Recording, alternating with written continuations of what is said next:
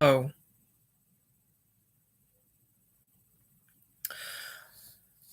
I'm hoping that the audio will come out better than I'm expecting. If not, I will try this at a later date. I'm trying to speak louder because I don't have any kind of external microphone or a sound setup. So, pardon my primitive uh, blogging here. I know it could be much better, but I work with what I have for now. Now, I'm trying not to speak overly loud because I have my family in the other room and I need any interruptions or concern. All right, so for those of you who are familiar with me and for those of you who are new, uh, my name is Isaiah Johnson. My tribal name is Sleeping Turtle. In the past couple years, I've gained three different names, but Sleeping Turtle is my preference. Now, for those of you who do not know much about me, before we get into today's topic, is I come from a very dense ancestry.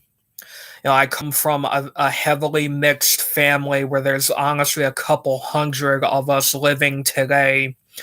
And what I find interesting, given my ancestry within the past couple decades through my grandparents and so forth, is the idea that for some reason a lot of us human beings are still calling each other as colors. Like, I know my complexion now, for most of you who know me, would be more on the African part, which is true because both of my parents were predominantly African. Now, for most of us mixed blood African people, regardless of the fraction of our gene pool, what a lot of us have been taught for centuries now is that we're called black. And to an extent that does make sense given that the nighttime sky is black and predominantly we're the darkest skin color variant with among the human family. Now, there's one African scholar here in America who I've been following for almost a year now. His name is Taj Tariq Bey, and I hope I'm pronouncing his name properly. Now, I was watching an interview with him that he was doing for another Afrocentric network. I think they were in New York or Philadelphia. And he brought up something really interesting to me because of how simple the concept is that us African people, regardless of our mixture, we're not black. It's that simple, which tends to make people confused because, like, what are you talking about? It's like, Black Panthers, Black movement, we're Black family, we're Black people, we have Black entertainment television, we have this, we have that, we have dark hair that looks almost black. So a lot of us have been taught, that concept, going back through our grandparents and going back all the way to when the Dutch began enslaving us and selling us around the world. Now, however, watching this interview with Taj Tariq Bey, really opened my eyes that the whole color system that us human beings have been ignorantly applying to each other is false. And in fact, the origin of that system is rooted not only in colonialism, but imperialism. Now, for those of you who don't know about the subject called etymology. Etymology is the origin of words, regardless of the language. Now, and I didn't believe this at first until I saw it with my own eyes. So if you go on to Google, and if you can open up another screen, go on to Google, type in the word black, right? Now, and if you're African, this is really important. Type in the word black, but don't look up the definition. Type in the etymon, the etymology, etymon being ETYMON, and this is provable. The word black today in the English language comes from not only Old English and Middle English, but Old High German, pre-Latin German, with the Germanians, were speaking when they were combating Rome and their expansion into Central Europe. The word black at that time meant wane, colorless, pale, albino. Now, beginning in the 1400s, when the Romans teamed up with Queen Isabella and King Ferdinand of Spain to run the Moors out of Spain and Portugal, that's what began the colonial expansion into the Americas and continuing into Africa. That's where Christopher Columbus and Hernan Cortez and the conquistadors come in. So you mean to tell me that us African people, the so-called black people of the human race, have been called black by the same people who tortured us, who raped us, who enslaved us, and God knows what else, when the word black, going back that far into their own etymon and in their language, did not mean what we think it does.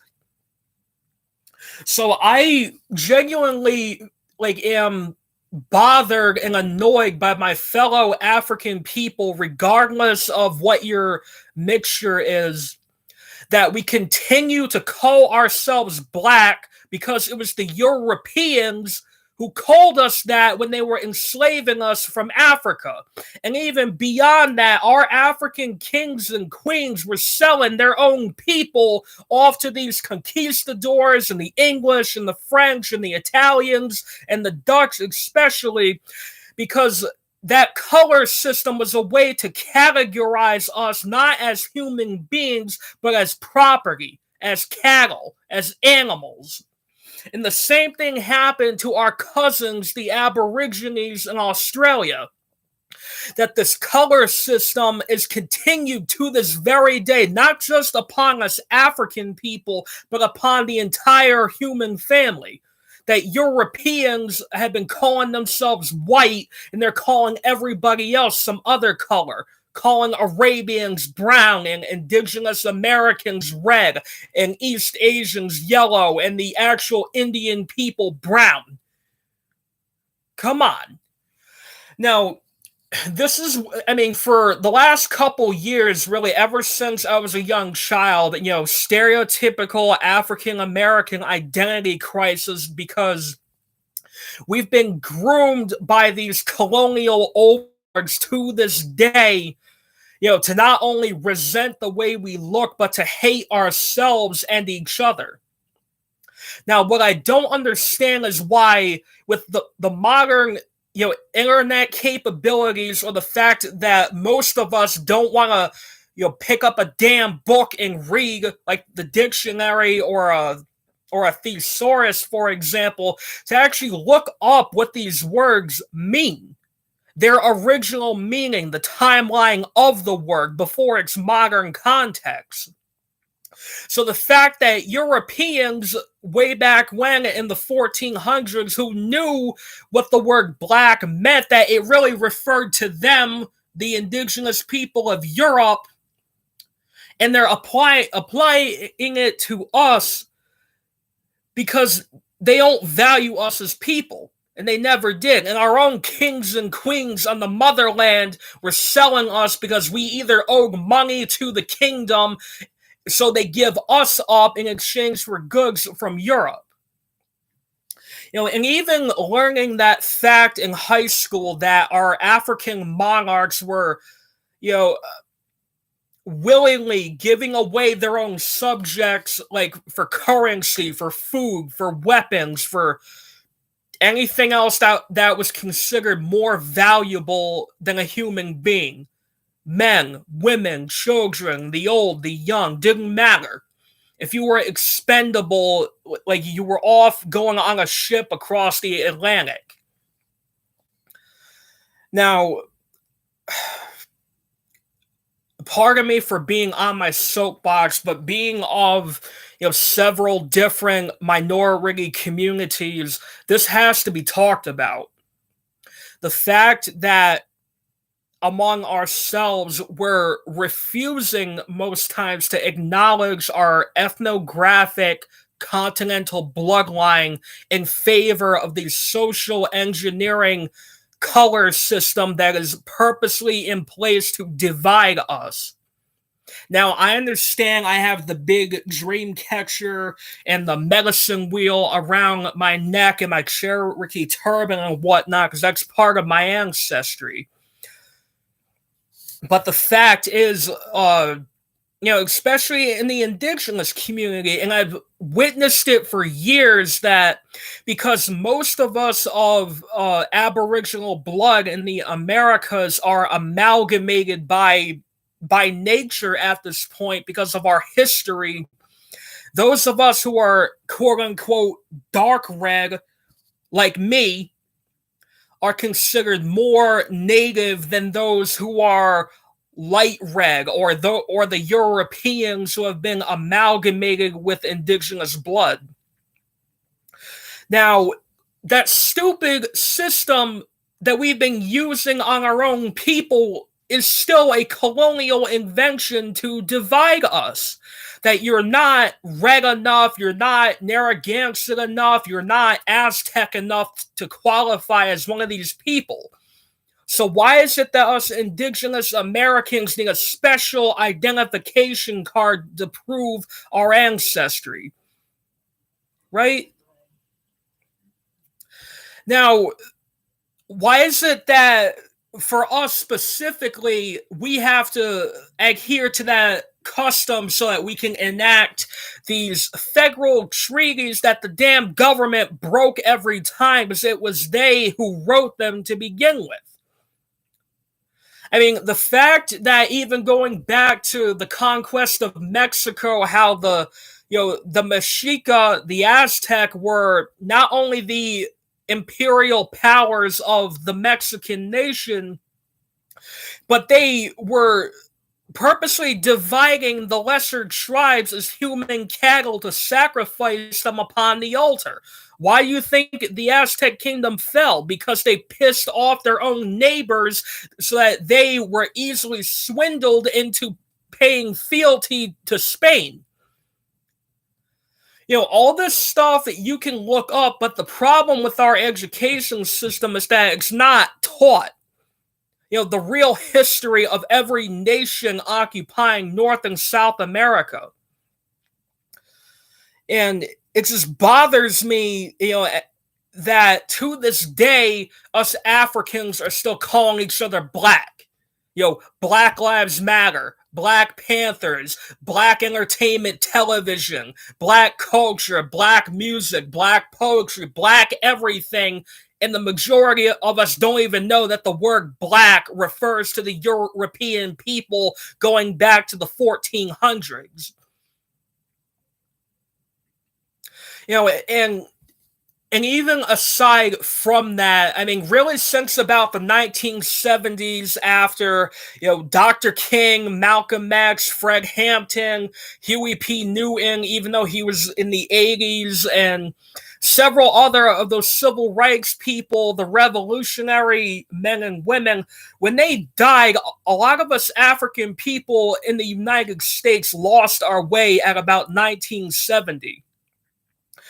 And It's like, for example, James Brown, say it loud, I'm black and I'm proud.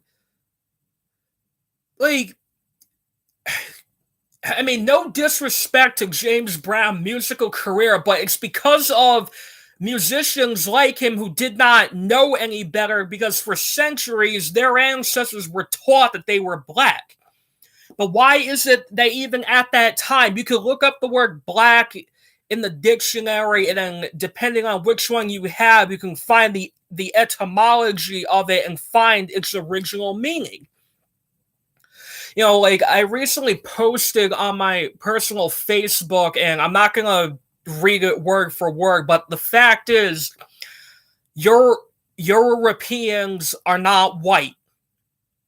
Africans and Aboriginal Australians are not black. Indigenous Americans and Pacific Islanders are not red. East Asians are not yellow. Middle Easterners, Latin Americans, and the actual Indian people of India are not brown. And the list goes on that this stupid color system dividing us like crayons to pit us all against each other for the sake of our politicians who know better. And I've always known that there's a strong difference between these visual colors and then people who are descended from any nationality or ethnic bloodline. And it just bothers me to no end these days. And what I really do not understand is why people are so comfortable with denying their continental bloodline in favor of these colors, which their very conception, when applied to people, is bigoted. Like,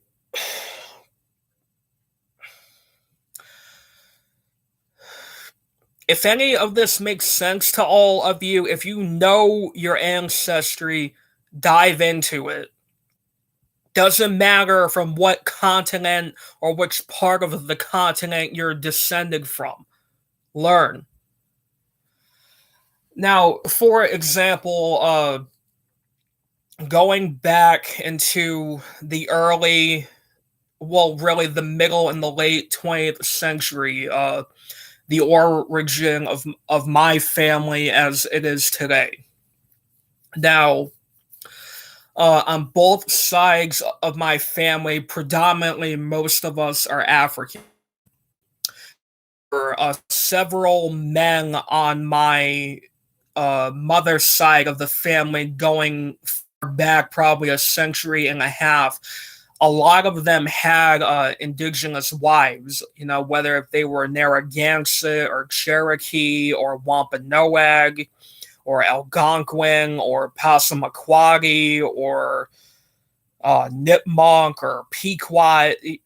It doesn't matter, but that was actually very common back then for not just people who are the minority, but those who are oppressed, to often amalgamate and intermarry. Amalgamate means mixed, by the way. I know I use that word a lot. Now, a lot of us African Americans, really ever since about 1865, the end of the American Civil War, or the War of the Estates, as some people call it, a lot of us Africans married Aboriginal women, and vice versa. It wasn't because we were being pushed together and forced to intermarry, but the fact that the United States and Canada specifically are built upon the genocide of indigenous people and the enslavement of Africans who were brought here, that has to be taught. And the fact that most of us today are unaware that the majority of us are mixed. And out of the various ethnic groups across, 6 of the 7 continents, at this point, the majority of us are all mixed. You're one of, some of, or all of the above. You may not look it, but your blood doesn't lie. And a lot of these modern DNA tests do not go back far enough to gather everything properly. Maybe by the time I'm in my elderly years, the technology will progress. But, like, for example, what a lot of people don't know is that a lot of us African Americans also have Arabic blood. Arabic, Middle Eastern, Persian. Now, I'm not going to go into a lot of these specific dates, but this is all relevant to the topic. Really, within the first millennium AD, during the organization of Islam, after Muhammad supposedly ascended into heaven, whatever you believe, that's another story. However, what a lot of people don't know about Islam and the Quran specifically is that, and I've read it in the Quran, is that it encourages violence against non-believers.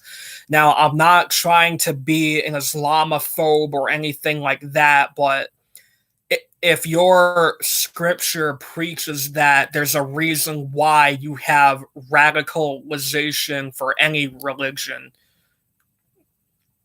So regardless of faith, human beings bound to distort something to fit their inhumane agenda. But moving on. So during the expansion of Islam, it was if I remember correctly, the Seljuks who were the ones who not conquered Persia, but they subjugated the Persian people away from Zoroastrianism in favor of Islam. Now, this is part of the origin of the Moorish Empire, even though the Moors predominantly were of Moroccan descent. It's a long story, but bear with me. So, when the early Muslim Arabians had swept through, leaving Western Asia and going into Northeast Africa, the first obstacle was Egypt. Now, there's a whole debate on what the ancient Egyptian people looked like. I'm not going to get into that. There are many more qualified people who could explain that, but Egypt is in Africa, period, geographically. So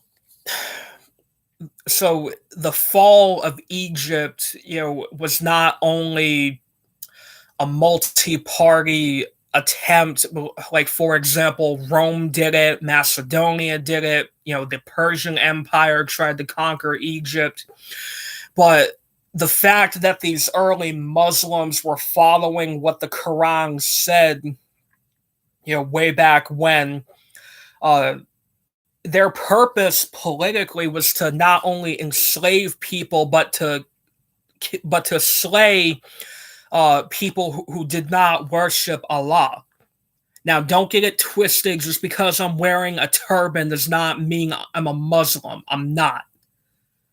So the fact that these early Arabs were intermixing with Berbers and Canaanites and Moabites, and they were sweeping across the rest of North Africa. So after a couple years, you get a lot of these mixed blood people. But it wasn't until, I forget the exact year, that the Moors, as they're being called then and now, they're the ones who conquered Spain and Portugal, or previously Iberia.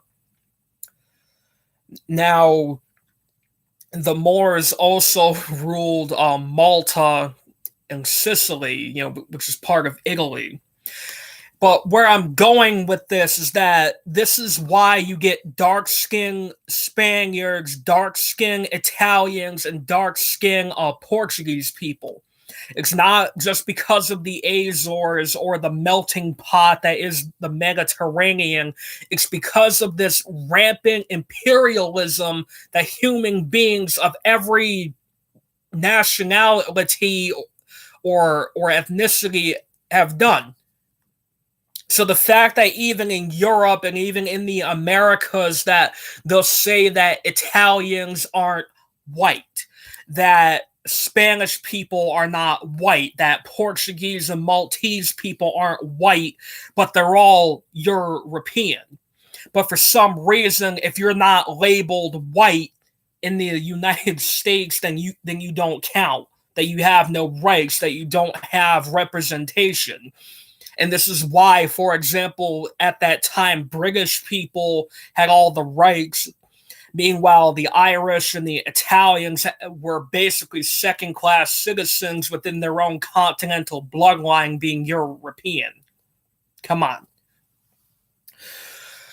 And this is all part of not only colonialism, but also the colonial imperial powers that have been ruling the Americas since 1492.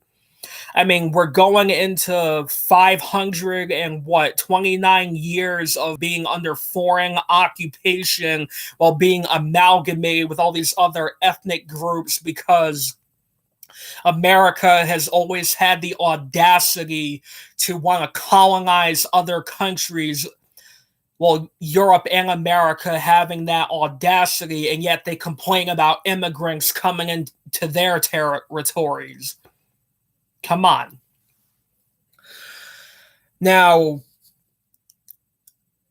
a lot of this is not taught because not only does it quell the idea of patriotism, whether if you're American, Canadian, Mexican, Brazilian, Guatemalan, the idea that we all try to teach the masses, or our politicians want to teach the masses to love your country, your nationality, and ignore the history of how your nation is today.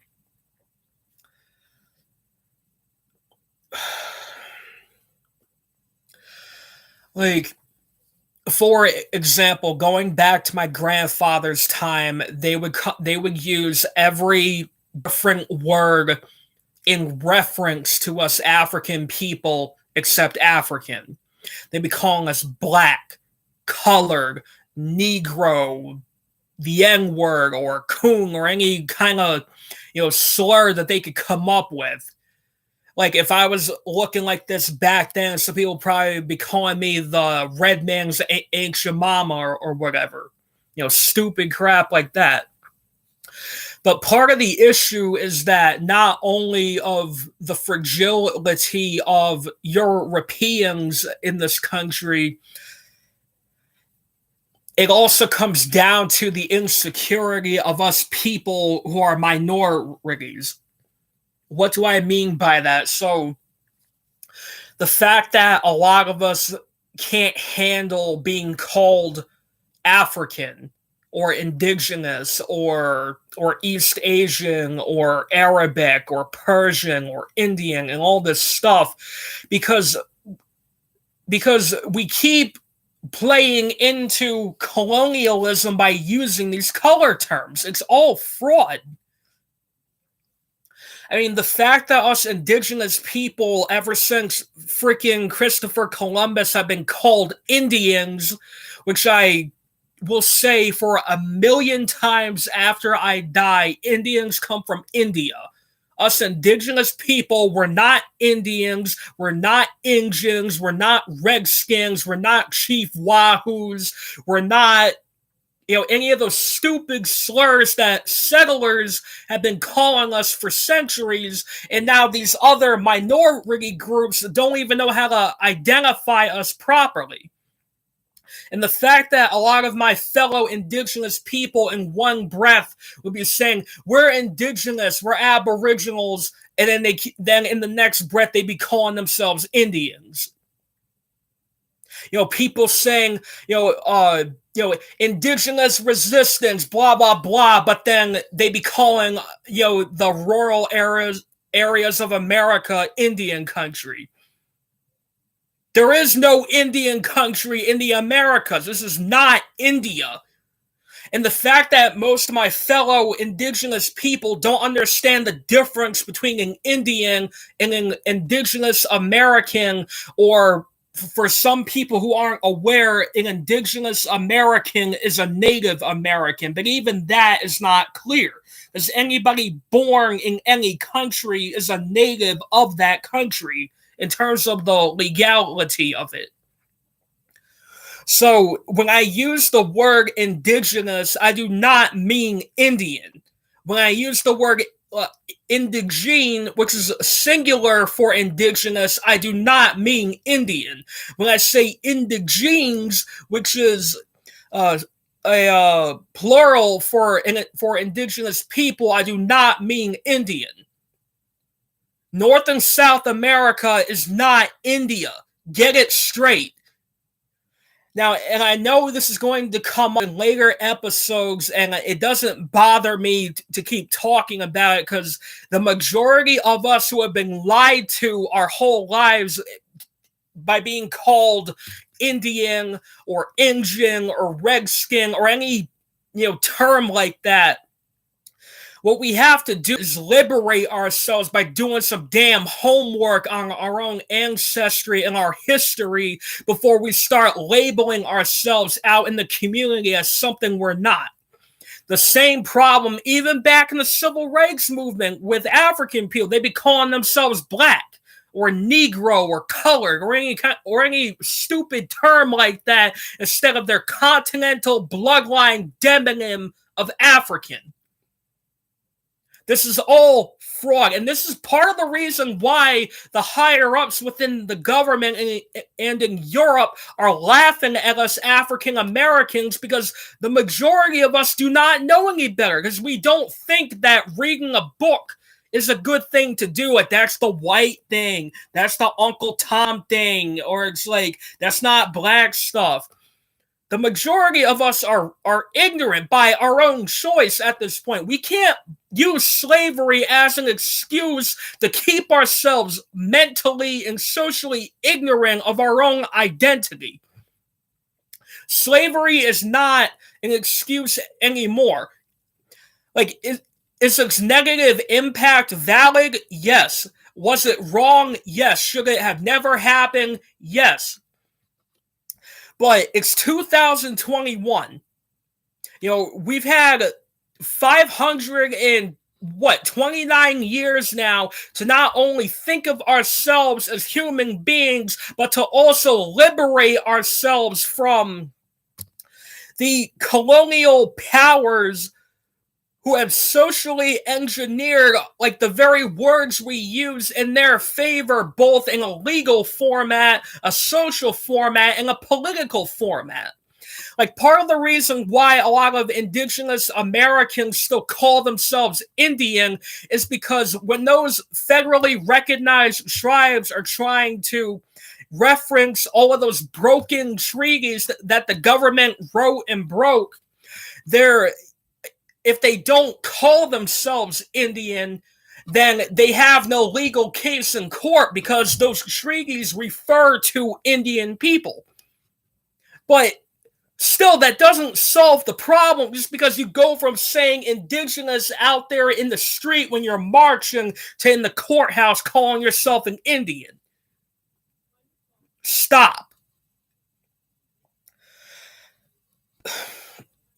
This color system, it has to go away. But if we don't actively, and if we do not actively apply ourselves to stop using those terms, then the political oppression that we've been marching for since the damn 60s won't go away.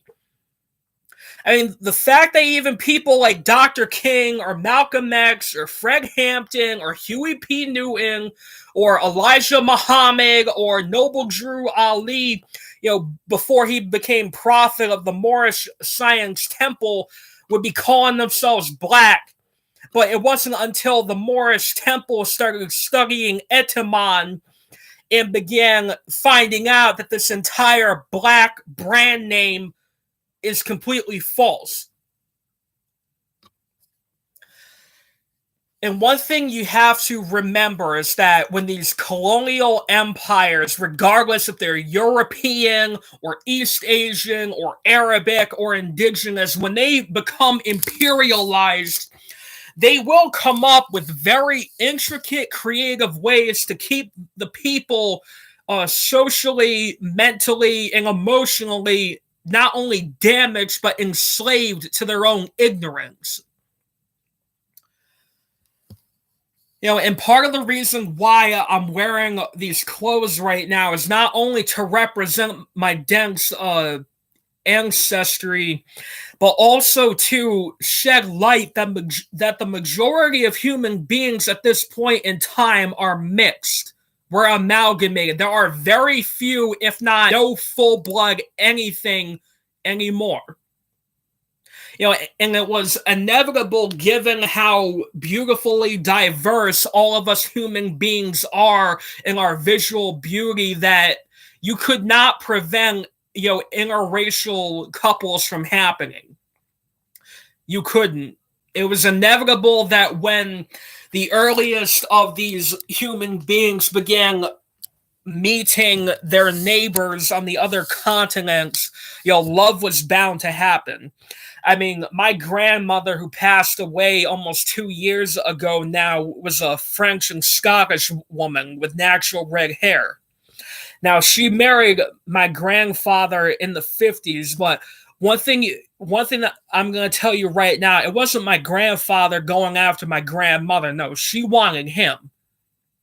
So the fact that my grandmother, who really was a rebel in her own right, fighting for her right to love anyone that she could, she rebelled. She liberated herself from the colonial racism to hate these other groups of people, and she chose to love my grandfather to the very end. Oh, sorry, hold on. Sorry, technical difficulties. But for example, my grandmother in 2019 passed away the morning after Martin Luther King Day. Her very last hours were spent in bed next to my grandfather cuddling, and then the next morning she was gone. The very last holiday that she ever celebrated on this earth was next to the man she loved, because it didn't matter the color of his skin. It was the color of his character that she loved.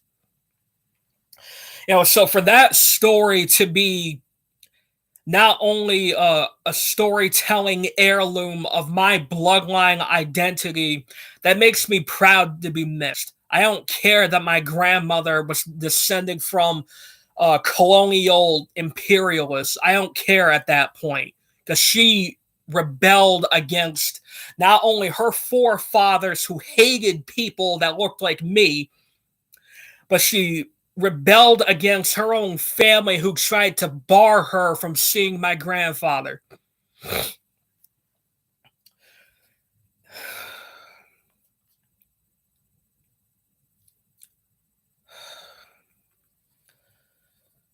The fact is, if we don't stop calling each other by these colors, we're not ever going to heal.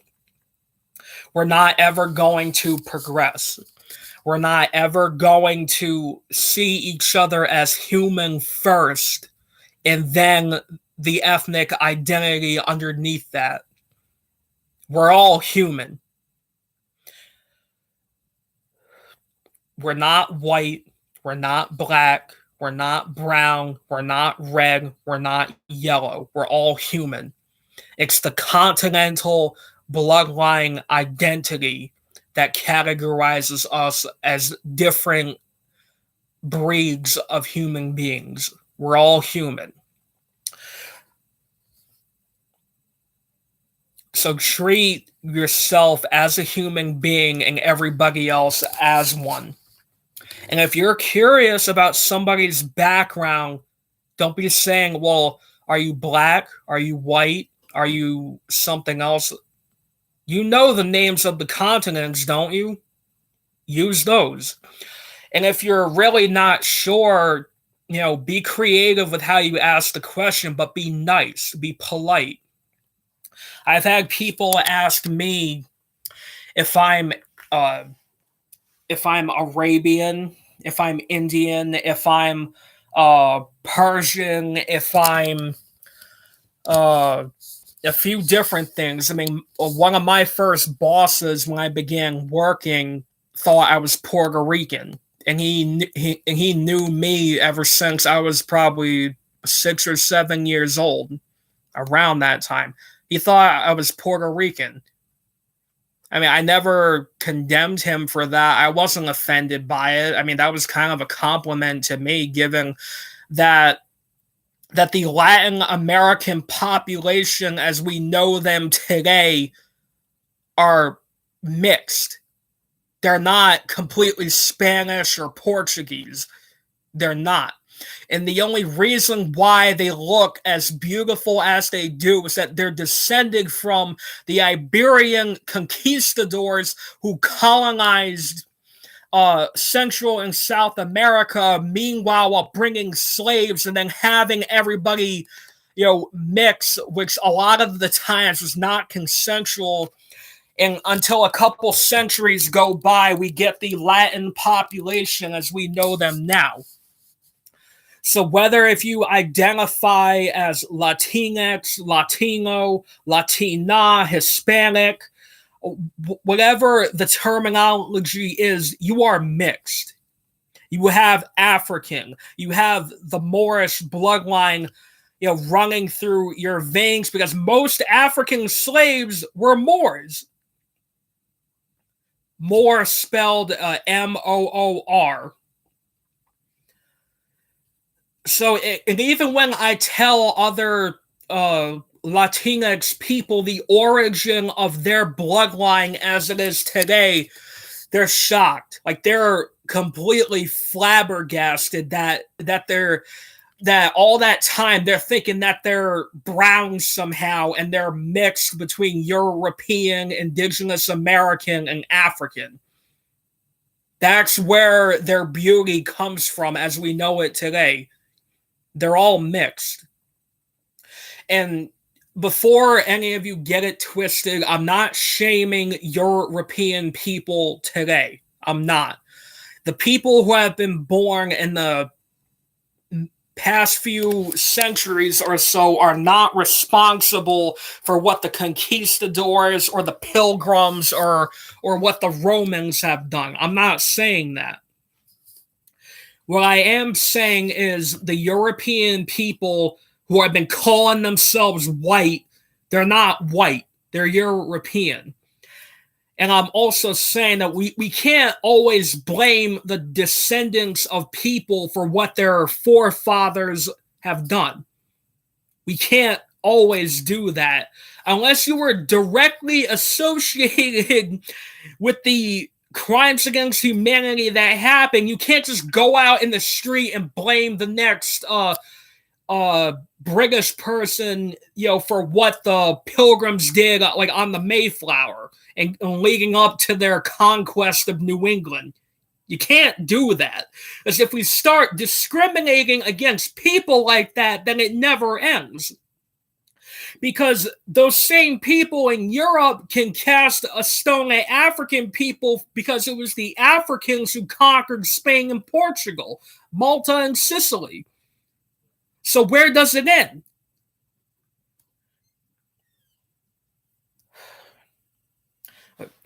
I'm sorry for all the rabbit trails, but there's a lot that most of you really need to know. I'll bring more of this up in later episodes, and we're already approaching 45 minutes in this. And I'll re-upload the video later. Europeans are not white. Africans and Aboriginal Australians are not black.